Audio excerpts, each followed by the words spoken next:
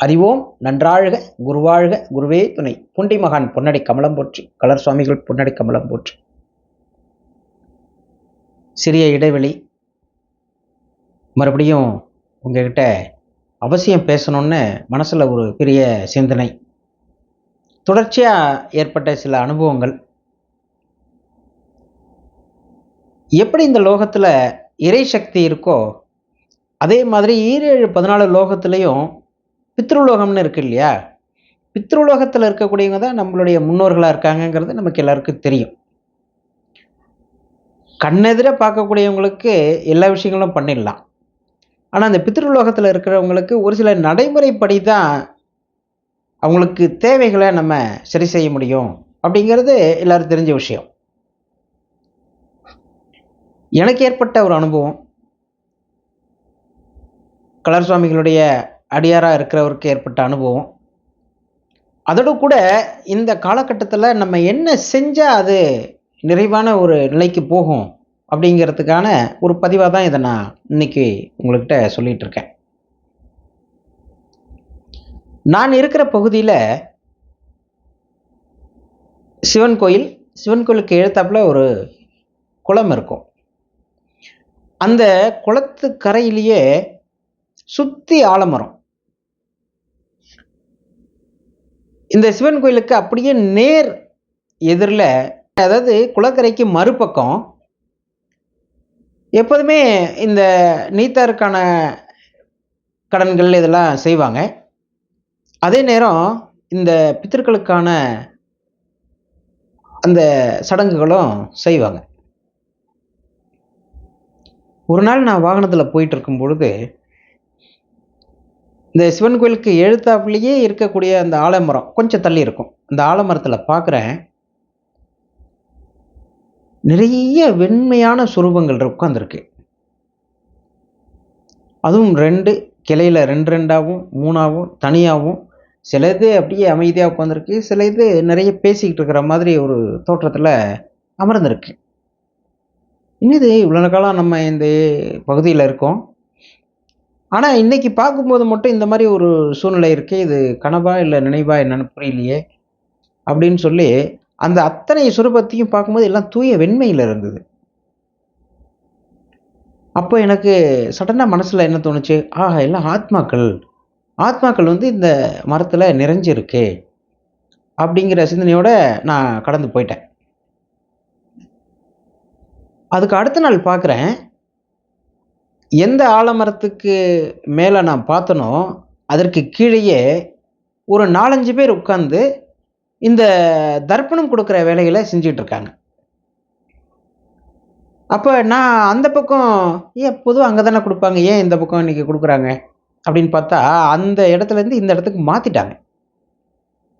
இந்த ஆத்மாக்கள் முன்கூட்டியே அமர்ந்து அதை எதிர்நோக்கி இருக்கு.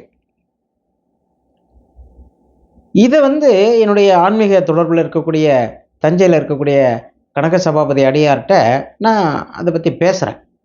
ஐயா, இந்த மாதிரி பார்த்தேன், நான் நிறைய எல்லாம் ஆத்மாக்கள் நல்ல ஆத்மாக்களாக இருக்கு, அதில் இளம் ஜோடிகளாக இருக்கிற 2 ஆத்மாக்கள் கூட நான் பார்த்தேன் ஏன் அப்படின்னு சொல்லி சொன்னேன். ஐயா, என் வாழ்க்கையிலையும் அது மாதிரி நிறைய நடந்திருக்கு, அதனால் இதெல்லாம் உண்மைதாயா அப்படின்னு சொல்லிட்டு அவர் சொன்னார். அவருக்கு சொந்த ஊர் சிதம்பரம். கடைசியாக அவருடைய அசிஸ்டன்ட் கமிஷனராக இருந்து அவர் ஓய்வில் தஞ்சாவூர்லேயே செட்டில் ஆயிட்டார். அவர் தொடர்ச்சியாக இந்த தர்ப்பணம் கொடுக்கறதுக்காக திருவையாறு அந்த இடத்துக்கு போயிடுவார். திருவையாறு மிகப்பெரிய ஸ்தலம். அப்பருக்கு இமயமலை காட்சி காட்டின ஒரு ஸ்தலம் அது. இமயமலை வரைக்கும் போய் நான் ஐயாரப்பனா இருக்கிற இடத்துல திருவையாறில் உனக்கு கைலாயமலை காட்சி தரேன்னு சொல்லி அப்பர் பெருமானுக்கு காட்சி அளித்த ஒரு ஸ்தலம் அப்படின்னு சொன்னால் தஞ்சைக்கு அருகாமையில் இருக்கக்கூடிய சங்கீத மும்மூர்த்திகள் அவதார ஸ்தலம். இன்றைக்கும் தியாகராஜ ஆராதனையெல்லாம் அந்த ஸ்தலத்தில் தான் நடக்கும். இன்றைக்கும் கைலை காட்சிங்கிற ஒரு சிறப்பானது ஒரு நிகழ்வு அங்கே வருடா வருடம் நடந்துக்கிட்டு தான் இருக்கு. அப்பேற்பட்ட அந்த ஸ்தலம் அந்த 5 ஆறுகள் ஓடும் அந்த பகுதி. 5 ஆறுகள் சேர்ந்து தான் ஐயாரப்பன் அப்படின்னு சொல்லுவாங்க. மொத்தம் அந்த பகுதியில் 5 ஆறுகள் இருக்கும். அந்த காவிரியில கரையில இந்த தர்ப்பணம் குடுக்குற நிகழ்வு எப்பொழுதும் இந்த புனிதமான காலங்கள்லயும் சரி, மத்த இடத்துல மத்த நேரங்கள்ல எப்போதுமே நடந்துட்டு இருக்கும். இவரு தொடர்ச்சியா அந்த பரம்பரையா குடுக்கக்கூடிய அந்த நபர்கள் கூட, அந்த குடும்பத்துடைய தொடர்புல அங்க திதி குடுக்கறதுக்கு போயிருக்காரு. "ஐயா கொஞ்சம் உட்காருங்க, இவங்களுக்கு குடுத்துட்டு வரேன்" அப்படின்னு சொல்லி கல்யாண சுந்தர் அவர் பேரு. அவர் பாரம்பரியமா இந்த சம்பிரதாயங்கள நிறைவேற்றதா இருந்தா கூட, அவர் கனரா பேங்க்ல கேஷியரா ஒர்க் பண்ணிக்கிட்டு, நம்முடைய முன்னோர்கள் விஷயத்த விட்டுக் குடுக்கக் கூடாதுங்கிறதுக்காக, தொடர்ச்சியா இந்த காலகட்டங்கள்ல இத செய்து வச்சுக்கிட்டு இருக்காரு. ஒரு தர்ம காரியமா பண்ணிட்டு இருக்காரு. அப்ப இவரு உட்கார்ந்திருக்கிறவரு என்ன பண்ணிட்டு இருக்காரு, நம்மளும் குடுக்குறோம், வாங்கிக்கிறாங்கன்னு நம்புறோம். இவ்ளோ பேரு இவ்ளோ கூட்டத்துல குடுத்துட்டு தான் இருக்காங்க. அந்த முன்னோர்கள் அப்படிங்கிறவங்க வராங்களா? இத ஏத்துக்கிறாங்களா? அவங்க குடுக்கிறத வாங்கிக்கிறாங்களா? இந்த அப்பன் சிவன் தான் நமக்கு இதுக்கு தெளிவுபடுத்தணும் அப்படின்னு ஒரு குறுக்கு சிந்தனை அவர் மனசுக்குள்ள போயிருக்கு.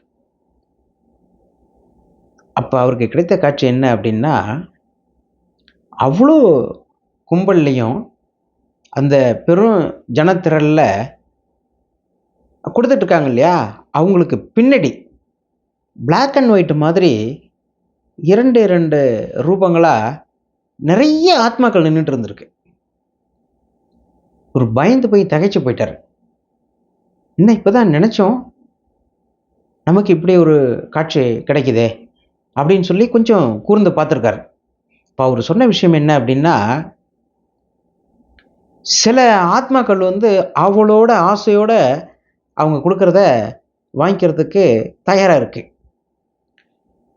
சில இது வாங்கறதுக்கு தயாரா இருக்கு. குடுக்குற நபர்கள் சரியா குடுக்கல. அப்படிங்கிற மாரி ஒரு ஏக்கத்துல இருக்கு. சில ஆத்மாக்கள் இன்னும் வரலையே! அப்படிங்கிற அந்த தேடல்ல இருக்கு. இது 3த்தையும் உணர்ந்திருக்காரு அவரு. ஆஹா! நம்ம குடுக்கறது இது ஏத்துக்கிற விஷயம் தான். இவ்வளோ காலமா நம்ம குடுத்ததும், எவ்வளோ காலம் ஏத்துக்கிட்டாங்க, எவ்வளோ காலம் ஏத்துக்கல அப்படிங்கிறது நமக்கு புரியல. ஆனா இன்னைக்கு ஐயாட்ட சொல்லி, "ஐயா கொஞ்சம் சிறப்பா பண்ணி வைங்க" அப்படின்னு சொல்லணும்னு இவரு மனசுக்குள்ள நெனச்சிருந்திருக்காரு. இந்த காட்சிகள்லாம் மறைஞ்சதுக்கு அப்புறம், அந்த கல்யாண சுந்தர சுவாமி இருக்கார் இல்லையா? அவரு இந்த விஷயத்த இவருக்கு பண்ணி வச்சிருக்காரு. எப்போதுமே பண்ணும்போது இவர் மனசுக்குள்ள ஒரு திருப்தி ஏற்படுமாம். திருப்தி ஏற்பட்டுட்டா அது நிறைவாயிடும். ஆனா சமயத்துல இவருக்கு ஏதோ ஒரு குறை இருக்கு அப்படின்னு யாரோ காதோரமா சொல்ற மாதிரியும், சரிவர அமையல அப்படின்னு ஒரு மனசுக்குள்ள தோணி, காதுலயும் அந்த ஒலி கேட்ட மாதிரி இருந்ததுன்னா, இவரு தயங்க மாட்டாராம். "ஐயா இன்னைக்கு செஞ்சதுல ஏதோ ஒரு நிறைவுல குறை இருக்குன்னு நெனைக்கிறேன்" அப்படின்னு சொல்லி, "எப்படி தெரியும் உங்களுக்கு?" அப்படின்னு அவரு சடனா கேட்டிருக்காரு. "ஆமா, சங்கல்பம் பண்ணும்போது ஒரு சில தடுமாற்றம் இருந்தது. சரிதான் போ" அப்படின்னு நான் விட்டுட்டேன். "இது ஆச்சரியமா இருக்குங்க. யாரும் சொல்லல. அத நீங்க சொல்லிட்டீங்க" அப்படின்னு சொல்லி, "இனிமேல் நானும் கொஞ்சம் சிரத்தை எடுத்து பண்றேன்" அப்படின்னு அவர் சொல்லியிருக்காரு. அவர் பண்றது தர்ம காரியம் தான். பாரம்பரியமா இந்த விஷயத்த பண்ணி வைக்கிறவங்க தான். அவங்க சரிவர பண்ணல அப்படின்னாலும், இந்த சம்பிரதாய முறைப்படி அந்த ஆத்மாக்கள் ஏத்துக்கிறதுக்கும், அதுல குறையும் ஏற்படுதுங்கிறது தான் உண்மை. இத நம்ம மனசுல எடுத்துக்கிட்டு கொஞ்சம் சிரத்தையா பண்ணா, செய்து வைக்கிறவங்களுக்கு ஒரு நிறைவு ஏற்படும் அப்படிங்கிறது என்னுடைய எண்ணம். அதே மாதிரி இந்த ஆத்மாக்கள் வாங்குறது உண்மதான் அப்படிங்கிறதுக்கு இன்னொரு சம்பவம் இருக்கு. அத இன்னொரு பதிவுல சொல்றேன். ஆனா, இவருக்கே இன்னொரு அனுபவம். இவரு தன்னுடைய குடும்பத்தார் கூட வடநாடு இந்த டூர்லாம் அழைச்சிட்டு போவாங்கல்ல, பேக்கேஜிங் டூர். அது மாதிரி டூர்ல எல்லார் கூடயும் சேர்ந்து இதுக்கு போயிருக்காரு. வடநாடு போயிருக்காரு. போன இடத்துல யமுனா நதிக்கரையில குடுக்கணும் அப்படின்னு சொல்லி இவருக்கு ஒரு எண்ணம் ஏற்பட்டிருக்கு. சரி இங்க போய் யார கேட்கறது? இங்க எல்லாருமே வடநாட்டு முறையில தான் பண்றாங்க அப்படின்னு சொல்லிட்டு, நம்ம தான் தெரிஞ்ச வரைக்கும் பண்ணிடுவோமே அப்படின்னு சொல்லி, ஒரு புஸ்தகத்த கையில கொண்டு போயிருக்காரு அவரு. அதை பிரித்து வச்சுட்டு அதன்படி செய்யறதுக்கு கொஞ்சம் உட்காந்துருக்காரு. அப்போ ஒரு மனசில் நினச்சிக்கிட்டாராம், ஐயரப்பா, உன்னுடைய கரையில் தான் நான் இந்த திதி விஷயத்தை எப்போதும் நிறைவாக செய்வேன். அவரும் கல்யாண சுவாமிகள் தான் பண்ணி வைப்பார். அந்த ஐயர் இருந்தார்னா இங்கே சிறப்பாக பண்ணியிருக்கலாம். அவர் இல்லை, இங்கே யாரையும் நம்ம தேடவும் முடியல. என்னால் எனக்கு தெரிஞ்ச வரைக்கும் உங்கள் நினைவோட இந்த யமுனா கரையில் இந்த முன்னோர்களுக்கான தர்ப்பணத்தை நானே என்னுடைய வழிமுறையில் செய்கிறேன், நீங்கள் ஏற்றுக்கிறதுக்கு நீ அனுகிரகம் பண்ணணும் அப்படின்னு மனசில் வேண்டிக்கிட்டு வாயை விட்டு இதை கொஞ்சம் சொல்லியிருக்கார். இதே திருவையாராக இருந்தால் அவரே பண்ணி வச்சுருப்பார் அப்படின்னு சொல்லி கொஞ்சம் வாய் விட்டு ஒரு ஆதங்கத்தோடு சொல்லிவிட்டு உட்காந்து இதை ஆரம்பிச்சிருக்கிறதுக்கு முயற்சி எடுத்திருக்கார். அப்போ கிட்டத்தட்ட ஒரு 90 வயசு ஒரு தம்பதியர் ஒரு கிட்ட வந்திருக்காங்க. கிட்ட வந்து தர்ப்பணம் பண்ணி வைக்கணுமா அப்படின்னு கேட்டிருக்காரு. ஆமாம் சுவாமி, எனக்கு நம்ம தமிழ்நாட்டு முறைப்படி பண்ணுறதுக்கு நடைமுறையில் தான் இது வரைக்கும் பண்ணிட்டேன், இங்கே கிடைக்கலையேன்னு சொல்லி கொஞ்சம் வருத்தமாக இருந்தது. சரி அப்படின்னு சொல்லிட்டு அவர் அப்படியே அவருக்கு எழுத்தாப்புல உட்காந்து இது எல்லாத்தையும் பண்ணி முடிச்சுட்டு, என்ன ஊர் உங்களுக்கு சொந்த ஊருன்னு கேட்டிருக்காரு.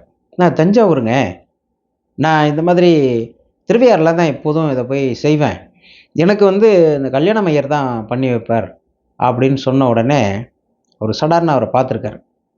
மேலே ஒரு நமஸ்காரத்தை பண்ணிவிட்டு, அந்த திருவையாறு அப்பன் தான் இன்னைக்கு உங்களுக்கு என்ன பண்ணி வைக்கும்படியான ஒரு சூழ்நிலையை ஏற்படுத்தியிருக்காரு அப்படின்னு சொல்லிட்டு அவர் சொல்லியிருக்காரு, நீங்கள் யாரை சொல்கிறீங்களோ கல்யாணம் ஐயர்னு அவருடைய அண்ணா தான் நான் அப்படின்ட்டுருக்கார். அவர் வரப்போகிறது இவருக்கு தெரியாது, இவரு போகிறது அவருக்கும் தெரியாது. ஆனால் இந்த திருவையாறில் திருப்திகரமாக அவர் செஞ்சதோட விளைவு யமுனா நதிக்கரை வரைக்கும் அந்த எண்ண சிந்தனைகளுக்கு ஏற்ற மாதிரி இவங்க குடும்பத்தாரில் மூத்தவராக இருக்கிறவர் அந்த விஷயத்தை பண்ணி வச்சுருக்காரு. அவரும் கும்பகோணம் சாஸ்திரா காலேஜில் ப்ரொஃபஸராக இருந்து ரிட்டையர் ஆகிட்டு இந்த வடநாட்டு டூரில் வந்தவர். ஆனால் இவங்க கூட வந்தவர் இல்லை, வேற ஒரு டீமில் வந்தவர் அவர். அப்படிப்பட்ட ஒரு சம்பவம் எனக்கு நடந்ததுயா.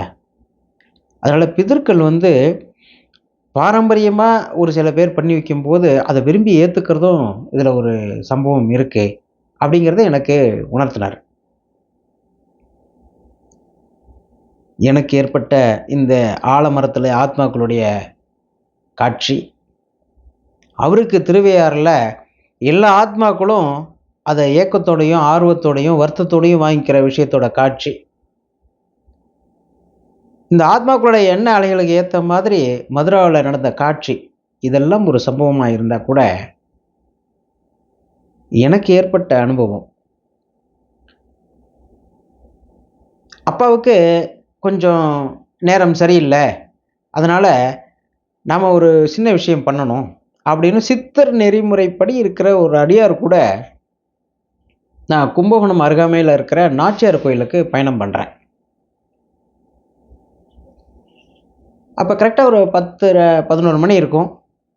அங்கே திருக்குளத்தில் அந்த கரையில் உட்காந்து இந்த நேரம், அது வந்து திதியும் கிடையாது, மாதத்தில் வர திதியும் கிடையாது, வருஷத்தில் கொடுக்கக்கூடிய அந்த திதியும் கிடையாது. அப்பாவுடைய இந்த ஒரு கஷ்டமான காலம், சூழ்நிலை சரியில்லை, அதற்கு ஒரு பரிகாரமாக இதை செய்யணும் அப்படின்னு சொன்னதுனால அன்றைய தினத்தில் அங்கே உட்காந்து சிவனை தியானம் பண்ணிவிட்டு அவர் சில சித்தர் நெறிமுறைப்படி சில சாங்கியம்லாம் பண்ணிவிட்டு, அப்போ அந்த திருக்குளத்தில் தெரியக்கூடிய அந்த சூரியனுடைய பிம்பம் இருக்குல்ல, அந்த பிம்பத்தில் 3 முறை என்னுடைய கையால் எள்ளை வந்து அப்படி அள்ளி போட சொன்னார். நான் அதில் எள்ளை அள்ளி போடுறேன். அப்போ ஏன் நான் மனசுக்குள்ளே நினைக்கிறேன், எல்லா வினைக்கும் ஒரு எதிர்வினை உண்டு, இதை ஏற்றுக்கிட்டாங்களா இல்லையா, இந்த எள்ளை வந்து அதில் சேர்க்கணும்னு சொல்கிறாரு, இதை வந்து சனீஸ்வர பகவான் வந்து கர்மக்காரன்னு சொல்கிறாரே, சனீஸ்வர பகவான் இதை வந்து அதுக்கு அவருக்கு சம்மந்தப்பட்டவர் தானே. இதை அவர் ஏற்றுக்கிட்டாருன்னா ஏதாவது ஒரு நிகழ்வு மூலயமா எனக்கு அதை சுட்டி காட்டினா நல்லா இருக்கும்னு நான் மனசுக்குள்ளே நினைக்கிறேன். அது அவர்கிட்ட சொல்லலை. நினச்சிக்கிட்டு 2 3 படி ஏறி மேலே வரேன். இந்த போல்ட் நெட்லாம் டைட் பண்ணதுக்கப்புறம் சரியாக டைட் ஆகாமல் ஒரு மாதிரி ஒரு லேயர் மட்டும் கீழே விழும் பார்த்துருக்கீங்களா? அந்த மாதிரி ஒரு லேயர் சுருக்கன்னு உள்ளங்காலுக்கு மேலே ஏறிடுச்சு. எடுத்து பார்த்தா இரும்பு. அந்த இடத்துல எதுவுமே கிடையாது. சில இடத்துல இந்த கம்பி கூட இந்த சின்ன பிட்டை காலில் குத்திரும். சின்னதாக தான் இருக்கும், கடுமையாக வலிக்கும், சுருக்குன்னு ஏறிடும். அந்த மாதிரி அது ஏறிடுச்சு. அதை எடுத்து பார்க்குறேன். அந்த போல்ட் நெட்டை டைட் பண்ணிவிட்டு அதுலேருந்து சரியாக டைட் ஆகாமல் அதுலேருந்து வழண்டு கீழே விழுந்தது. அது அப்படி மாதிரி அப்படி வளைஞ்சி உள்ளே சொருவி இருந்தது. நான் அதை வெளியில் உட்காந்து படித்துறையிலே உட்காந்துட்டு ஒரு காலால் மேலே வச்சுக்கிட்டு அதை எடுக்கிறேன். அப்போ அவர் கேட்டார், என்ன ஏதாவது சந்தேகப்பட்டு பார்த்தியா? சனீஸ்வர பகவான் அறிகுறி காட்டுறாரான்னு கேட்டார் அவர். நான் சாதாரண அவரை பார்த்துட்டு உண்மைதான் சாமி அப்படின்னு சொன்னேன். இப்போ அவர் இல்லை. ஆனால் அவர் கூட ஒரு காலகட்டத்தில் பயணம் பண்ணும்போது நடந்த சம்பவம் அது. அதே மாதிரி திருநள்ளாறில் ஒரு குளிக்கக்கூடிய ஒரு இடம். எந்த இடம் அப்படின்னு பார்த்தாக்கா, இந்த குளம் இருக்கு இல்லையா, குளத்துக்கு இந்த மூளை இங்கே நின்று பார்த்தா அந்த கோபுரம் தெரியும். அந்த மூலையில் நின்று ₹1 காயினும் எள்ளையும் நல்லெண்ணெய் தலையில் வச்சதுக்கப்புறம் எள்ளையும் வச்சு முழுகி எழுந்திருக்கணும் அப்படின்னு சொல்லி அதே அடியார் சொன்னதன் அடிப்படையில் நான் அந்த மாதிரி முழுகி எழுஞ்சிட்டேன். அப்போ அவர் சொன்னது, நீ இந்த காலகட்டத்தில் இவருடைய பாதிப்புனால கீழே விழுந்து எழுந்திருக்க வேண்டிய ஒரு சூழ்நிலை இருக்குது. ஏதோ ஒரு சந்தர்ப்பத்தில் அதை அவர் சாதாரணமாக காட்டிட்டு போயிடுவார் அப்படின்னு சொல்லி அவர் சொல்லிட்டார். சரி, நான் குளித்து அதுக்கப்புறம் நான் எப்போ முழுகினாலும் 8 திகளையும் முழுகுவேன். கோபுரத்தை பார்த்து முழுகிட்டு அதே மாதிரி 8 திகளையும் முழுகி எழுந்திரிச்சு உடம்புலாம் கொஞ்சம் எண்ணெயாக இருக்கும்ல, அதுக்காக சரசரன்னு அப்படி கையை போட்டு மேலே அப்படி வேகமாக தேய்க்கிறேன். அப்போ மனசுக்குள்ளே நினைக்கிறேன், கீழே விழுந்தால் காயப்படும், ரத்த காயம் எல்லாம் படும், அவர் சாதாரணமாக ஆக்கிடுவார் இவர், இதை பண்ணான்னு இவர் சொல்கிறாரு, அது என்ன மாதிரி இருக்கும் அப்படின்னு ஒரு சிந்தனை எனக்கு வந்து போச்சு. மனுஷ புத்தி தானே, குறுக்குத்தனமாக சில சிந்தனைகள் அப்பப்போ வரும்ல, வந்து போச்சு. அப்போ என்னாச்சுன்னா, என்னுடைய கட்டை விரல் நகம் சரியாக அந்த மாருக்கு நேராக கீறி அப்படியே குப்புன்னு 2 3 சொட்டு ரத்தம் வந்துடுச்சு. நான் முழுகி எழுந்திரிக்க பார்த்தா திடீர்னு எரியுது. பார்த்தா இந்த இடத்துல கொஞ்சம் ரத்த கலரையாக இருந்தது. மேலே ஏறி கொஞ்ச நாள் அப்படியே உட்காந்துட்டு நினச்சா அடுத்த நொடியே அவருடைய வேலையை அவர் காட்டிட்டாரே. இதை வந்து ஆமாண்டா உண்மைதான்னு காட்டுறதா, இல்லை பெருசாக வரப்போகிறத சின்னதாக இதோட நிவர்த்தி பண்ணிட்டேன் அப்படின்னு எடுத்துக்கிறதான்னு புரியலையே. எதுவாக இருந்தாலும் நம்மளுடைய சிந்தனையும் செயல்பாடும் எதை ஒத்து இருக்கோ, எதை நோக்கி இருக்கோ, எதற்காக அந்த காரண காரியத்தை பண்ணுறோமோ அதற்கான பின் விளைவுகளை சில நேரங்களில் உடனடியாக காட்டப்படுதுங்கிறது தான் உண்மை. அதுக்கு இந்த 2 விஷயமும் உதாரணமாக என்னுடைய இந்த கர்ம காரியங்களான விஷயத்தில் எள்ளு சம்மந்தப்பட்ட விஷயத்தில் நடந்த விஷயம். ஏன் இவ்வளோ விஷயமா இதை சொல்கிறேன் அப்படின்னா, இந்த தை அமாவாசை அப்படிங்கிறது ஒரு சிறப்பானது ஒரு நாள். யாருக்கு? நமக்கும் நமக்கு முன்னோர்களாக இருந்த பிதர்களுக்கும் ஒரு சிறந்த நாள். கடந்த 3 4 மாதத்துக்கு முன்னாடி நீச்சமாக இருந்த அந்த சூரியன் அதுக்கு அடுத்தபடி அந்த கார்த்திகை மாதத்தில் அண்ணாமலையாரோட ஒளி வெள்ளமாக இருக்கக்கூடிய அந்த ஒரு காலகட்டத்தில் ஒளி சொரூபத்தில் எல்லா ஆலயங்கள்லேயும் கார்த்திகை மாதம் தீர்த்தவாரி நடக்கும். அண்ணாமலையார்கிட்டே ஒரு ஒளியை வாங்கி பஞ்சபூதங்களில் நெருப்பு ஒளியை வாங்கி நீர்நிலையான இன்னொரு பஞ்சபூதத்தில் தீர்த்தவாரியாக நடத்தி மார்கழி மாதத்தில் அதிகாலையில் எழுந்திருச்சு அந்த ஒரு குளிர் காற்று, அந்த நம்ம கூட சொல்கிறோம் இல்லையா, ஓசோன்லாம் கிட்ட வரும், அந்த நேரத்தில் 5 மணிக்கே எழுந்திரிச்சு மார்கழியில் பண்ணால் நல்லதுன்னெலாம் சொல்கிறோம் இல்லையா, அந்த காற்றுடன் கூடிய அந்த ஒளி அலைகளோட 3 மாதத்தை கடந்ததுக்கப்புறம் இந்த வடக்கு நோக்கி திரும்பக்கூடிய இந்த சூரிய பகவான் முழு பலத்தோட இருக்கக்கூடிய ஒரு நேரம், மிக ஒளி பொருந்திய தை மாசத்துல இருக்கக்கூடிய இந்த மாதத்தில் வரக்கூடிய அமாவாசை பலமிக்க மாதமாக இருக்கிற காரணத்தினால இந்த தை அமாவாசை அப்படிங்கிறது ஒரு சிறப்பான அமாவாசையாக அமைஞ்சு போகுது. பிதிருலோகத்தில் இருக்கிறவங்களுக்கெல்லாம் மிகப்பெரிய கொண்டாட்டம் இது. ஆடி அமாவாசை நம்ம கொடுத்துருப்போம். அதற்கு அடுத்தபடி பார்த்தீங்கன்னா சிறப்பான அமாவாசை தை அமாவாசை. வசந்த பஞ்சமி இந்த வரக்கூடிய காலங்கள் எல்லாமே இனிமேல் தொடக்கமாக தான் இருக்கும். வசந்த காலங்களாகவே இனிமேல் இருக்கும் இந்த தை மாதத்துக்கு அப்புறம் வரக்கூடிய நாட்கள் எல்லாமே. ரதசப்தமியும் இந்த மாதத்துடைய கடைசியில் தான் வரும்.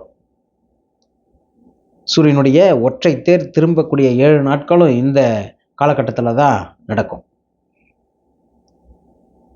அந்த பிதர்களுக்கு இருக்கக்கூடியது 3 விஷயம். முன்னோர்களாக இருந்து அவர்கள் செஞ்ச பாவம், அந்த பாவத்தினுடைய வெளிப்பாடு கடன், அந்த கடனின் வெளிப்பாடு நமக்கு சாபம்.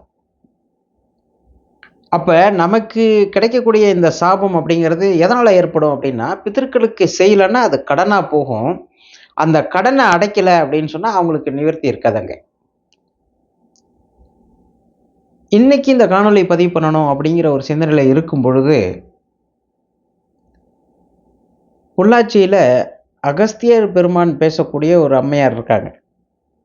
அவங்களுடைய தொடர்பு இன்னைக்கு கிட்டத்தட்ட 1 வருடம் பொறுத்து இன்னைக்கு தான் ஏற்பட்டது. அவங்க சொன்ன விஷயம் என்ன அப்படின்னா, மகனே இந்த காலகட்டத்தில் தை மாசத்துல பிதர்களுக்கு கொடுக்க வேண்டிய இந்த தர்ப்பண விஷயம்ங்கிறது ரொம்ப அவசியம். ஆனால் சம்பிரதாய முறைப்படி யாருமே ஒரு அன்னப்பிண்டமாக வைக்கிறதில்ல. ஆதி காலத்தில் அதுதான் நடைமுறையில் இருந்தது.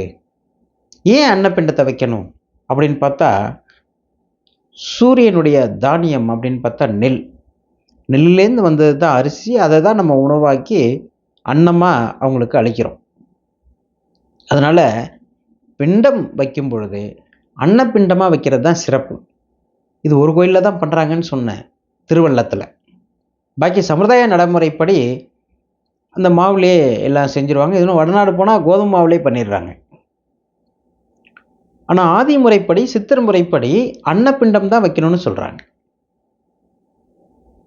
அகஸ்தியரோட வாக்கு. அதையும் எடுத்துட்டு போய் ஓடக்கூடிய நதிகளில் கலக்கணும். அந்த நீர்நிலைகளில் இருந்து அவங்க அதை வாங்கிப்பாங்க. கங்கா மாதா பிதிரு தேவதைகள் மூலயமா சித்திரகுப்தன் கிட்ட சேர்த்து, சித்திரகுப்தன் யமனிடம் கணக்கு காட்டி இந்த முன்னோர்களுடைய வகைராக்களுக்கு புண்ணிய கணக்கில் சேர்க்க சொல்லி அவர் உத்தரவிடுறதா ஒரு நிலைப்பாடு இருக்கு அப்படிங்கிறத சொன்னாங்க. அப்போ நான் உங்ககிட்ட கேட்குறேன், இந்த திருக்குளம் குளத்துலலாம் கொண்டு போய் கரைச்சிடுறோமே, அது ஓடக்கூடிய நிலையில் இல்லை, நீர்நிலை இல்லையே அப்படின்னு சொல்லி நான் அவங்கக்கிட்ட கேட்டேன். அவங்க 2 விஷயம் சொன்னாங்க. யார் இதை செஞ்சு வைக்கிறாங்களோ அவங்க ஒரு காரியம் பண்ணால் நல்லது. இந்த திருக்குளத்தில் இதை சேர்த்ததுக்கு அப்புறம் அதில் சிறிது அந்த ஜலத்தை எடுத்து, தண்ணியை எடுத்து ஓடக்கூடிய அந்த நீர்நிலைகள்லையோ கடல்லையோ சேர்க்கறது சிறப்பு.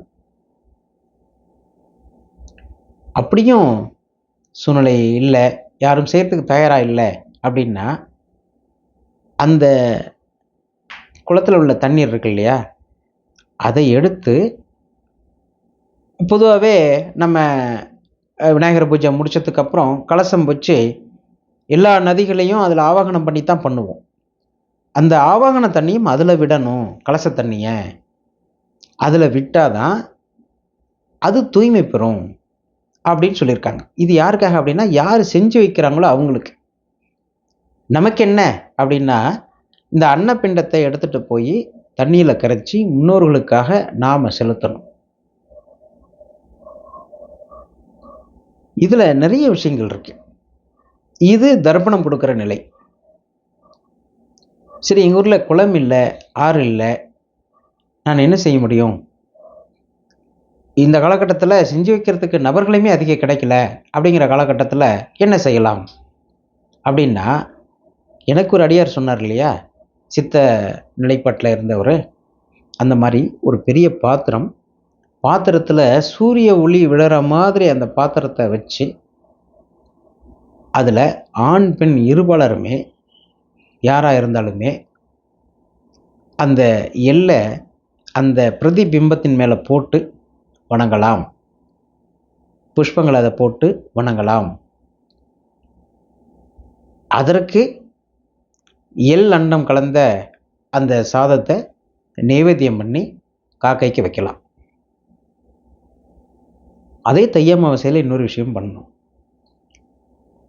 இந்த தர்ப்பணம்லாம் முடிச்சுட்டு சுவாமிக்கெல்லாம் நைவேத்தியம் பண்ணிவிட்டு காக்கைக்கு வைப்போம் இல்லையா, அதில் அன்னத்தை வச்சு அதன் மேலே எள்ளை வச்சு அதன் கூட இன்னொரு விஷயத்தை சேர்க்கணும். உலர் திராட்சை கருப்பு கலரில் இருக்கும். அந்த உலர் திராட்சையும் அன்னைக்கு சேர்த்தா இன்னும் சிறப்பு. இது கருட புராணம் சம்மந்தப்பட்டது. இதை பண்ணோம்னா பிதர்களுக்கு அந்த தூதுவனாக இருக்கக்கூடிய அந்த காகத்தின் மூலயமா பெரிய திருப்தி ஏற்படும். வரக்கூடிய தை அமாவாசை எங்கெல்லாம் நீர்நிலைகள் இருக்கோ, எங்கெல்லாம் எல்லாம் செய்கிறாங்களோ, அவங்க கூட போய் அமர்ந்து எனக்கு பண்ணி வைக்க முடியா கேட்டு இந்த காரியத்தை பண்ணோம் அப்படின்னு சொன்னால், இன்னொருவர்களுடைய சாபமும் தீர்ந்து அவர்களுடைய கடனும் கழிந்து நமக்கு ஒரு ஆசீர்வாதமாக வந்து சேரும் அப்படிங்கிறது உண்மை. பெரும்பாலும் பண்ணி வைக்கக்கூடிய நபர்கள் யாராக இருந்தாலுமே பண்ண வேண்டிய விஷயம் என்ன அப்படின்னா, வரக்கூடியவர்களுக்கு அந்த பிதர்களுக்கு வரவழைச்சு இவர்கள் மூலியமாக தான் அவர்களுக்கு கொடுக்கப்படுது. இதை சரிவர அவங்க செய்யலை அப்படின்னு சொன்னால், அந்த பிதர்களுடைய மனநிலை திருப்தி இருக்கு இல்லையா, அந்த திருப்தி இல்லாமல் போனால் பாதிக்கப்படுபவர்கள் இந்த வந்து ஐயா எனக்கு பண்ணி கொடுங்கன்னு கேட்குறானே அவன் மட்டும் அல்ல, இதை செஞ்சு சரியாக வைக்காமல் இருக்கிறவங்களுக்கும் இந்த பாதிப்பு ஏற்படுங்கிறது தான் உண்மை. அதனால் செய்து வைப்பவர்களும் அதை செஞ்சுக்கிறவங்களும் சரியான நடைமுறையில் இதை செஞ்சு இந்த துன்பங்கள்லேருந்து விலகி நல்லபடியாக வாழணும். இந்த பிதர்களுக்கு தேவையான ஆத்ம சாந்தியை கொடுக்கணும். அந்த சாந்தி தான் நமக்கு குடும்பத்தில் ஒரு சாநித்தியத்தையும் செல்வத்தையும் இந்த கடன் பிரச்சனைகளையும் பூர்வீகத்தில் இருந்த பிரச்சனையும் கல்யாணம் நடக்காமல் இருந்தால் தடைகள் இருந்தால் அதையே தடைகளை தகர்த்தும் வீட்டில் தெய்வமாக அமர்ந்து நமக்கு அருள்பாலிக்கிறதுக்கும் இந்த நீத்தார் கடன் அப்படிங்கிற இந்த விஷயம் பெருமளவில் நம்மளுடைய தெய்வ நெறிப்படி சித்தர் நெறிப்படி நமக்கு கை கொடுக்குங்கிறது உண்மை. நன்றி, வணக்கம்.